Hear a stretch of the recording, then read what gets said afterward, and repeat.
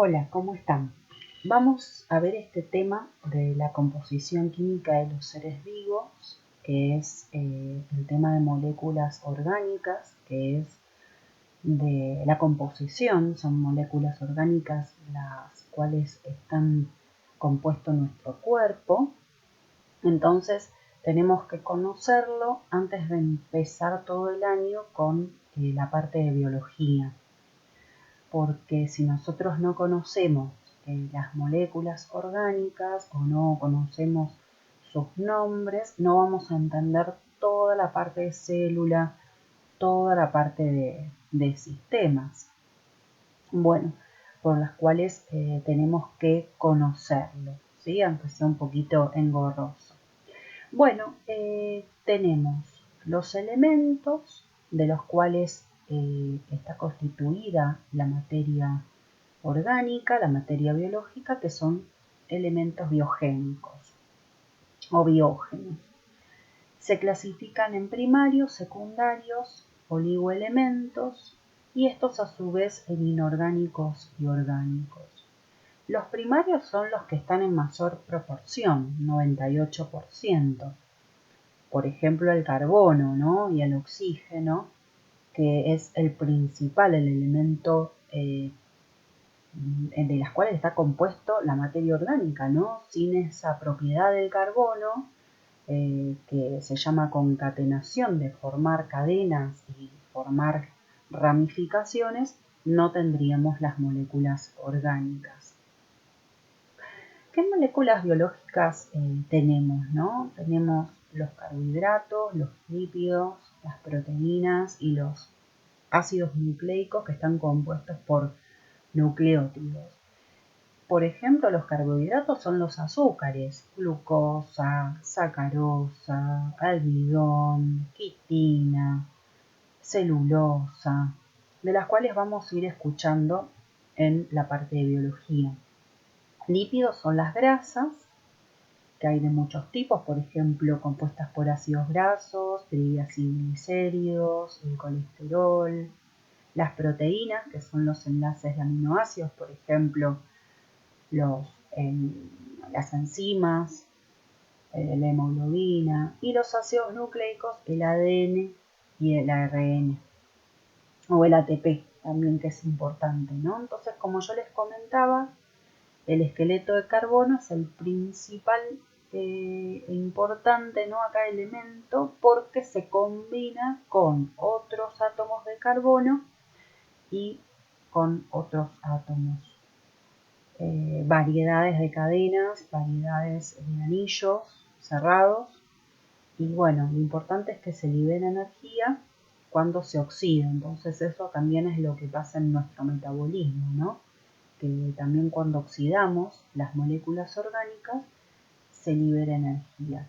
Acá hay un ejemplo de la concatenación del carbono y la unión con otros átomos, por ejemplo, el átomo de hidrógeno. La primera molécula es el metano, carbono, hidrógeno 4, la segunda el etano y la tercera el butano, ¿no? De las cuales son, digamos, las moléculas orgánicas muy básicas, principales, para que ustedes se den una idea de la unión y el enlace covalente, que se llama, que es la rayita, ¿no? Entre la unión del carbono con carbono o carbono con hidrógeno, de las cuales los electrones se comparten. Importante eso, que vamos a ver en química, se comparten. Entonces, enlaces covalentes, que son fuertes, son estables, ¿no? Entonces, bueno, esa estrategia que nosotros vimos, que es el metabolismo, ¿no? Que es el conjunto de reacciones químicas que ocurren dentro de la célula, bueno, eso es importantísimo porque ahí ocurren oxidaciones, por ejemplo, más profundamente lo que es el catabolismo, y se libera energía de esos enlaces covalentes en kilocalorías por mol. Importante, una de las moléculas orgánicas como proteína las enzimas, que dijimos que participan en el metabolismo. Carbohidratos, importante, azúcares, principal almacenamiento de energía y forman parte del metabolismo de las estructuras de las células vivas, como por ejemplo la celulosa en la pared celular de las vegetales, de las células vegetales. Y bueno, ahí vamos a encontrar monosacáridos, disacáridos y polisacáridos. Uno que mencioné, la celulosa, el almidón, el glucógeno, polisacárido, la sacarosa, que es el azúcar de mesa, que es glucosa y galactosa, es la unión de dos monosacáridos, que es un disacárido, y la glucosa solita, la fructosa, como vemos acá, el gliceraldehído, la ribosa, la glucosa, la hidroxiacetona, la ribulosa, la fructosa son unos ejemplos, son monosacáridos. Si ustedes ven ahí la unión carbono-carbono, tenemos unos cuadraditos que se ven ahí, que son los grupos funcionales, violeta y amarillo, que las primeras son las aldosas y las segundas, las de amarillo, son las cetosas, ¿no? Porque el grupo funcional es cetónico y la aldosa, el grupo funcional es aldehídico.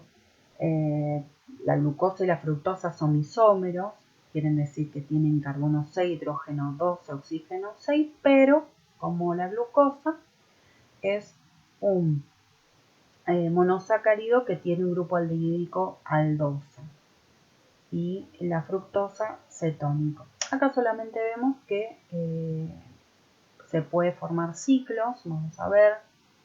Después los monosacáridos, que lo vamos a ver en la parte de metabolismo. Y bueno, si yo quiero romper un disacárido o un polisacárido, se puede ser escindido, que significa romper, por una hidrólisis, que es colocar o incorporar una molécula de agua. Y ahí se va a sacar la energía que mencionábamos del enlace covalente. Entonces, principalmente los carbohidratos los vamos a ver en el metabolismo y en la oxidación de la glucosa. Los lípidos son grasas, ¿no? Son insolubles, en solventes polares como el agua, no se pueden disolver, pero tiene el cloroformo, el éter y el benceno. Son también moléculas de almacenamiento de energía y los vamos a encontrar en forma de aceite o de grasa, ¿no? Importante la bicapa de fosfolípidos, los fosfolípidos o glucolípidos también en la parte celular. La bicapa de fosfolípido es lo que forma parte de la membrana plasmática.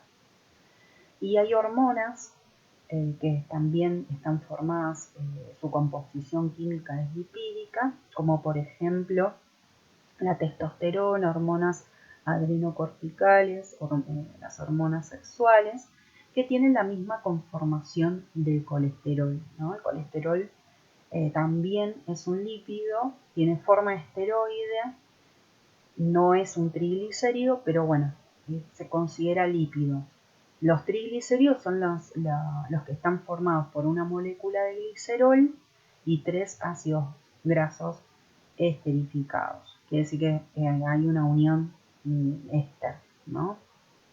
Bueno, los fosfolípidos decíamos que forma parte de la membrana plasmática, que está formado por un glicerol, 2 ácidos grasos y un grupo fosfato, como bien dice la palabra. Acá está, lo estamos viendo acá. La molécula de fosfolípido, ¿no? Tiene una cabecita polar y una cola no polar. La no polar es porque es insoluble en agua, es la parte de los 2 ácidos grasos. Y la parte polar es la parte del grupo fosfato y el glicerol, porque es la parte hidrofílica, la que tiene contacto con el agua, el soluble en agua, ¿no? De fosfolípido que vamos a ver en célula.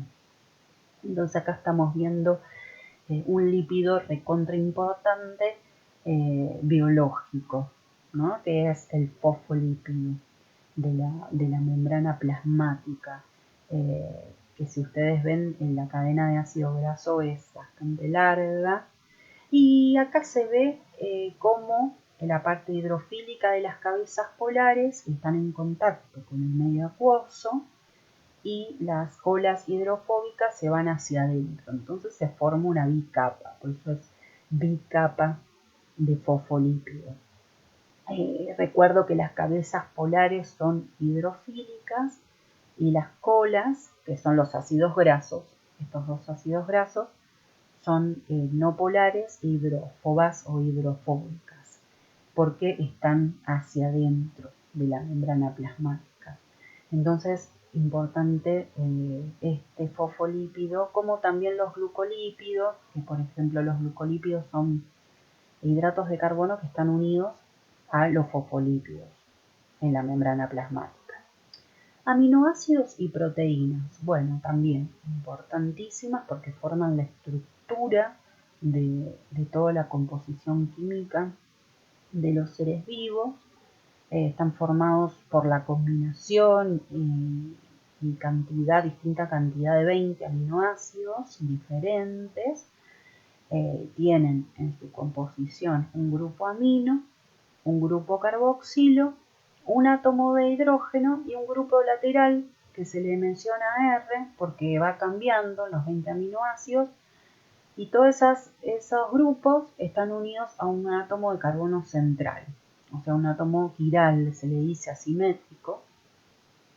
Entonces, bueno, esos son los 20 aminoácidos que van formando parte. Puedes tener un aminoácido, que es una estructura de la básica de la que acabo de mencionar, o un dipéptido, que está unido por una unión peptídica, como se ve ahí, carbono, oxígeno, nitrógeno, hidrógeno, está ahí bien marcadito, y abajo de todo tenemos un polipéptido, que es la unión de distintos aminoácidos. O sea, acá vemos una estructura primaria, porque estamos viendo una cadena una al lado de la otra de un polipéptido que después se va a convertir en una proteína. ¿Sí? Acuérdense entonces, la unión peptídica se va uniendo el grupo carboxilo de un aminoácido y el grupo amino del otro. Funciones específicas de las proteínas, bueno, vamos a ver un montón. Colágeno, las cubiertas virales, ¿no? Son de proteína, los virus, los microtúbulos del citoesqueleto de las células, algunas hormonas, como por ejemplo la insulina, es proteína, la actina y la miosina que hacen la contracción muscular, la hemoglobina, de la sangre que transporta el oxígeno, por ejemplo en almacenamiento en la clara de huevo o en semillas vemos también proteínas, los anticuerpos, las toxinas botulínicas, las enzimas son proteínas. La secuencia de los aminoácidos da, como yo les comentaba, la estructura primaria de la proteína, ¿no? Que es un aminoácido al lado del otro, formando las uniones peptídicas. Pero las proteínas se pueden plegar habiendo no solamente enlaces intermoleculares, intramoleculares, sino intermoleculares, ¿no? No solo intra, sino que inter, que sería entre aminoácidos, como por ejemplo los famosos puentes de hidrógeno, que se une el carbono con el oxígeno o el nitrógeno con el hidrógeno en este caso, ¿no? Entonces se van formando distintas estructuras de las proteínas, como por ejemplo la que vemos ahora, que es la hélice alfa, ¿no? Que está formada por la unión, obviamente, de aminoácidos uno al lado del otro con la unión peptídica, pero también hay puentes de hidrógeno, hay uniones entre moléculas. Entonces se produce esta conformación de la proteína que es la hélice alfa, ¿no? Entonces, bueno, se forman entre los átomos de oxígeno del grupo carbonilo y un aminoácido con el átomo de hidrógeno del grupo amino de otro aminoácido, situado a 4 aminoácidos de distancia en la cadena. Acá vemos otra estructura secundaria de las proteínas, que es la hoja plegada beta, ¿no? Entonces parece como si fuera una hojita arrugada, plegada, ¿no? Por eso se denomina así, como un bandoneón. También tenemos las fuerzas intermoleculares de puentes de hidrógeno principales, que son las más importantes, pero también vamos teniendo otras fuerzas, ¿sí?, que las vamos a ir viendo más adelante. Las principales son las fuerzas o la existencia de puentes de hidrógeno entre nitrógeno e hidrógeno y entre oxígeno e hidrógeno de los aminoácidos entre sí. Entonces forman estas dos estructuras de hoja plegada beta y la hélice alfa. Ven, acá las vemos, lo que mencionaba yo, que también vamos a encontrar otras atracciones que van a ir dando, obviamente, a las estructuras terciarias de las proteínas, que son, por ejemplo, las interacciones no polares hidrofóbicas,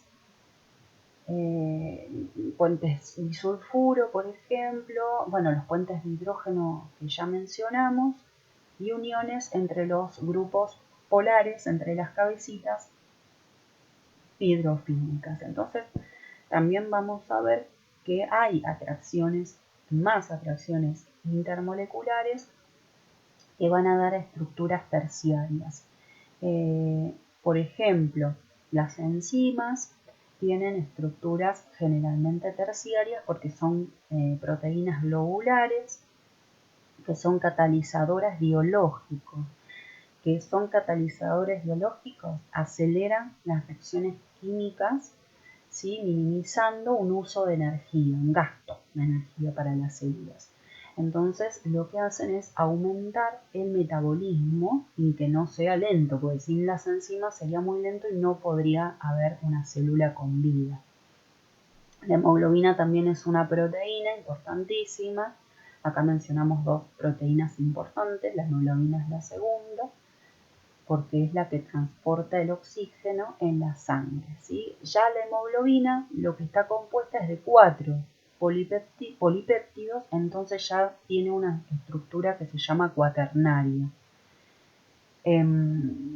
Usos estructurales de las proteínas, bueno, hay de dos tipos. Proteínas fibrosas, que las vamos a encontrar, por ejemplo, la miosina, la actina, el colágeno, la queratina. Son moléculas largas, y las proteínas globulares son como por ejemplo las enzimas, la hemoglobina, que están fundamentalmente enfocadas en la regulación, en el transporte y la protección. Entonces, por eso se les llaman globulares, porque tiene esa forma. Las fibrosas tienen también forma fibrosa porque ya es más que nada de transporte y movimiento. Importantísimo los nucleótidos y los ácidos nucleicos, porque son los compuestos del ADN y el ARN y el ATP, que son principales en las células, funciones importantísimas. ¿Y de qué está formado un nucleótido? Y bueno, está formado de un grupo fosfato, un azúcar de 5 carbonos y una base nitrogenada, ¿sí?, que es la que, valga la redundancia, contiene nitrógeno, ¿no? Importantísimo. El azúcar o puede ser la ribosa o puede ser la desoxirribosa, ¿no? Eso depende. El grupo fosfato generalmente siempre el mismo y la base nitrogenada va variando. Ahí lo vemos, el azúcar de 5 carbonos, que ahí lo vamos a ver como un ciclo, la base nitrogenada y el grupo fosfato. La base nitrogenada se sitúa en el carbono 1 del azúcar, si lo llegan a ver bien, y el grupo fosfato en el carbono 5, ¿sí?, que está unido directamente el carbono 5 está unido al carbono 4 por la conformación del ciclo. Entonces ahí se va haciendo la cadena de ácido nucleico, uno al lado del otro. ¿no es cierto? Uno arriba del otro. Por eso las cadenas a veces se le dice, ¿no? Las del ADN de 5' a 3', ¿no? Porque es dado por el carbono, en la posición del carbono. La molécula de ARN está formada por una sola cadena de nucleótidos, esa es una de las principales diferencias, cosa que la molécula de ADN está formada por 2 hélices.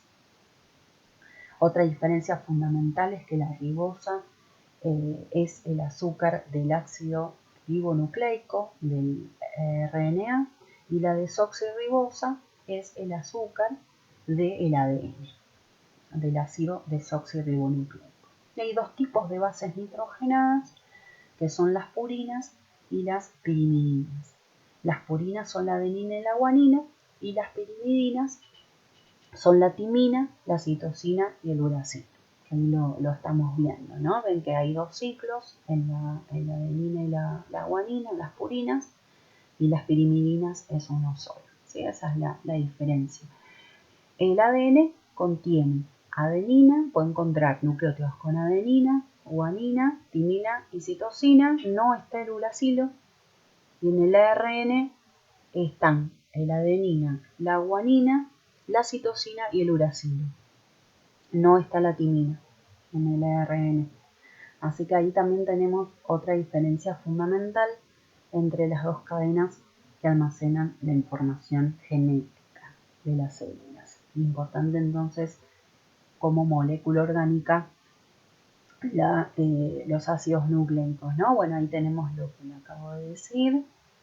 La adenina, guanina y citosina en el ADN y en el ARN, y la timina solo en el DNA y el uracilo solo en el RNA.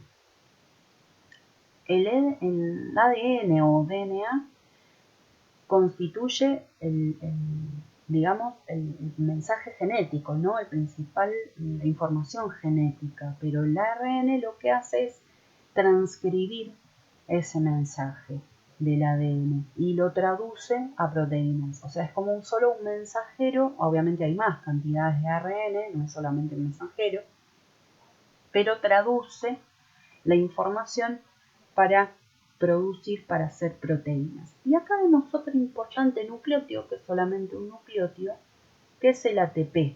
El ATP es adenosintrifosfato, que es el almacenamiento de energía en el metabolismo. Que acá está compuesto del azúcar de 5 carbonos, que es la ribosa, la base nitrogenada, que es la adenina, y de 3 grupos fosfatos, que en ese ganchito que se ve ahí entre fosfato y fosfato es el enlace covalente que almacena la energía para que cuando se hidrolice se libere esa energía y se use en el metabolismo que se necesite. Entonces, teniendo esta perspectiva, ¿no?, de todas las moléculas orgánicas, ya podemos ver y empezar a estudiar toda la parte de biología que nos queda. Bueno, muchísimas gracias.